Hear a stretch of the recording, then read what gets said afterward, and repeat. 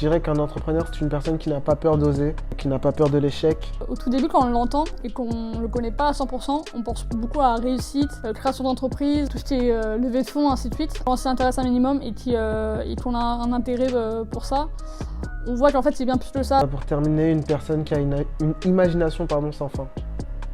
C'est vraiment, tu vas passer des nuits blanches à travailler, à te former, vouloir avancer.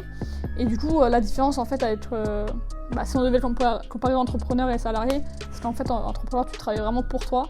Et en fait, ton résultat à la fin, il va dépendre que de toi.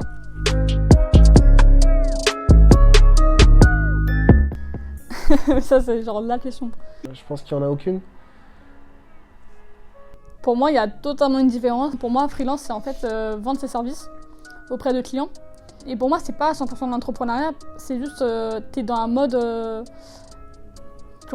t'as un statut en fait de freelance parce que au moins t'as pas besoin de travailler pour une seule entreprise. Au final, tu vas faire un peu les mêmes tâches que tu aurais pu faire en entreprise. Alors qu'au final, entreprendre, donc l'entrepreneuriat, c'est vraiment, t'as un projet, tu le mènes de A à Z, tu le fais évoluer. C'est vraiment avoir cette liberté en fait autour de toi en bossant.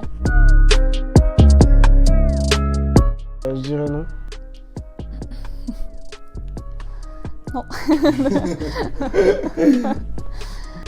Il y a des personnes qui aiment bien être rassurées tout le temps, être tout le temps rassurées, pardon. Avoir quelqu'un au-dessus d'eux, toujours une personne qui les suit, qui leur dicte en fait ce qu'ils sont censés faire.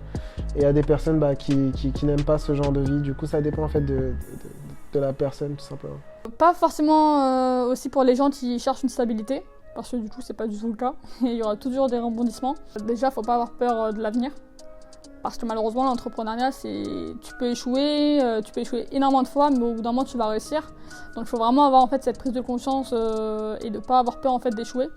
Et ensuite, il faut avoir une énorme soif d'apprentissage.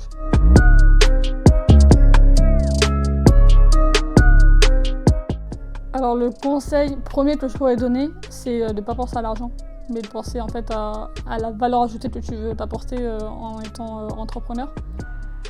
Je dirais de se lancer. Ça ne coûte rien en fait, c'est gratuit.